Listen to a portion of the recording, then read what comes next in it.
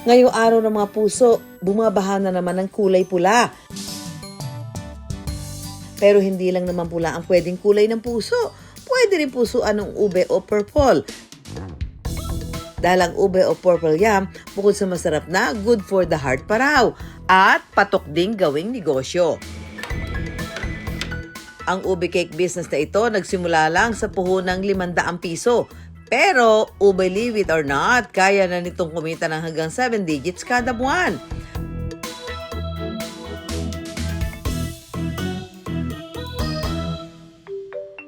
Sa tingkad ng kulay nito, sino ba ang hindi makakakilala sa ube? Karaniwan itong sangkap sa mga panghimagas dahil sa kakaibang linamnam nito. Sa cake shop ni Oyo sa Osami City sa Mindanao, ube ang pangunahing sangkap ng mga produkto. Pag ilagay mo sa table ng dessert table ang ube, unang makakaagaw ng pansin ang kanyang kulay.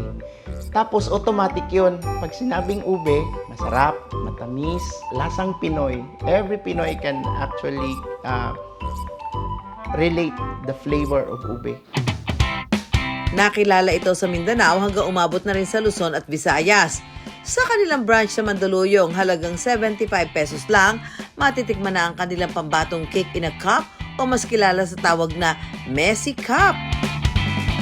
Bestseller kasi handy, pero syempre lahat yan. Opo, Pare-pareho lasa. pag mga may parties, yan, mga malalaki. Parang nasa piyestahan. Bahala yan. Ito totoong ube kasi malalasahan yung meron siyang bits of ube. Ube. Bago magkaroon ng halos 200 branch ang tindahan ni Oyos, nagsimula lang siyang magnegosyo sa isang maliit na apartment habang nasa kolehiyo. Ang kanyang puhunan, 500 piso. Binibili ko yon ng mga ingredients and at the end of the day, nakakabuo ko ng isa or dalawang cake. Yung 500 ko, magiging 1-2 at the end of the day. Ube ang napili niyang flavor ng cakes dahil sa 3 bagay. Una, matatawag nating sariling atin, very Pinoy. Pangalawa, ito ay makikita mainly dito sa Mindanao. At pangatlo, ito ay something special sa mga Pinoy dahil lahat ng mga okasyon, makikita mo talaga na may ube. Umaabot na ngayon ng hanggang 50 toneladang ube ang naipoproseso nila kada buwan. The very source of ube na ginagamit namin ngayon ay nasa Bukidnon. So hindi po nagmamatter ngayon kung saan nanggaling ang ube. Pero it has something to do with the mixing of the right varieties of ube. May iba't ibang kulay pala ang ube. So guys, makikita nyo dito, hindi lang pala purple ang ube, hindi lang ganito siya. May ube din pong puti.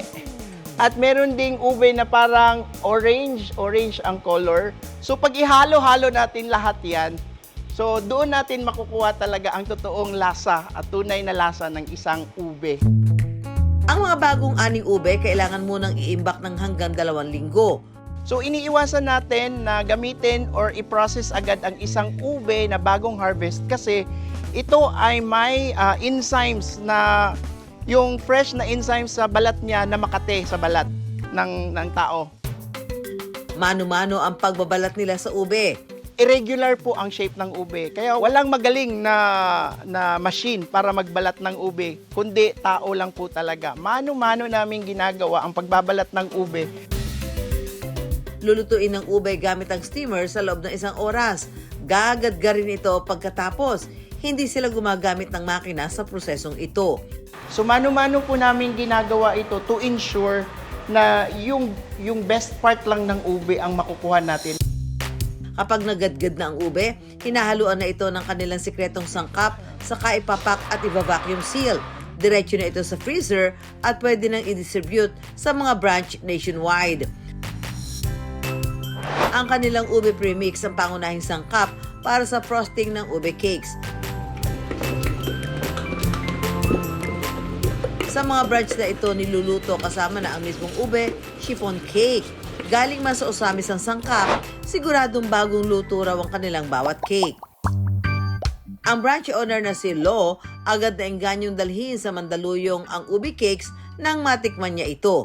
Partnership ang model ng business. May advantage ba o mas maganda ba partnership kaysa franchise? Sa amin, ma'am, first business venture kasi namin to. So, mas, sa tingin namin, mas okay siya. Medyo mas maluwag. Kami nag-put up ng branch. Ng store. Opo, ng store. Kami nag-asikaso ng mga Permits. papeles, Okay. o mga ganon. Ah. Tapos sila ang nag-supply ng mga equipment and mga initial stocks. Tuloy-tuloy naman po yun. At pag may benta kami, menos sa mga gastos, paghahatian namin yung profit. Ganun. Ganun lang siya. Wala siyang franchising fee. Wala. Iba't ibang laki at forma ng mga cake pero pareho lang daw ang lasa ng mga ito. Alam niyo bang ayon sa pag-aaral, mataas ang taglay na antioxidants ng ube na mabuti para sa ating puso. Intentional na ipakita mo na may mga ganyan-ganyan Yes. para malaman nila na totoong ube yan. Opo. Diba? Malalasahan niyo po talaga. 2 taon pa lang ng branch na ito. Nakabawi na kayo doon sa mga inilabas na puhunan? Yes, ma'am. At ngayon malaki nakita. Lumalaki na po. Dahil we want to share love ngayong araw ng mga puso, gagawa at mamimigay tayo ng ube cakes. Kailangan lang ipasok sa cups ng chiffon cake at balutin ng ube frosting. Pwede naman nating hintayin lumubog siguro after 1 day. Baka naman ito bago ako natapos, durog na durog na yung chiffon. Wala na silang matikman dito yung chiffon. Kaya pala naman tinawag na messy cup. Hindi maiiwasang maging messy. Yan, messy. Messy buko.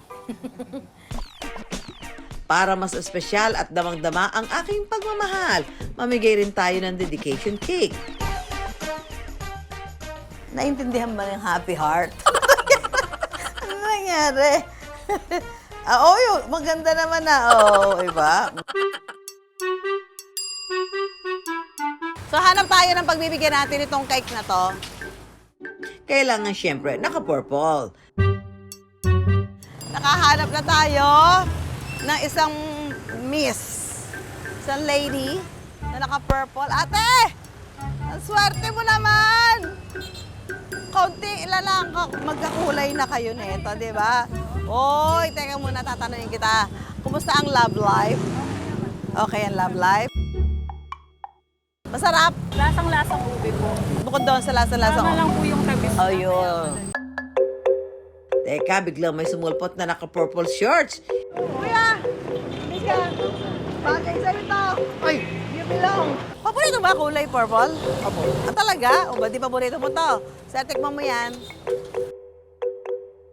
Nalalasa mo bang may ube?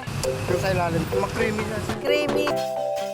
Ang negosyong nagsimula lang sa 500 piso na palago ni Oyos ng husto at ngayon kumikita na ng todo-todo. Siguro sa mga hindi masyadong masiglang buwan, nakaka-earn kami ng mga 6 digits ng kita. Tapos pag talagang panahon ng, like for example, ng Christmas at New Year, nakakaabot kami ng mga 7 digits. Galing man sa lupa ang ube pero tiyak na hulog yan ng langit.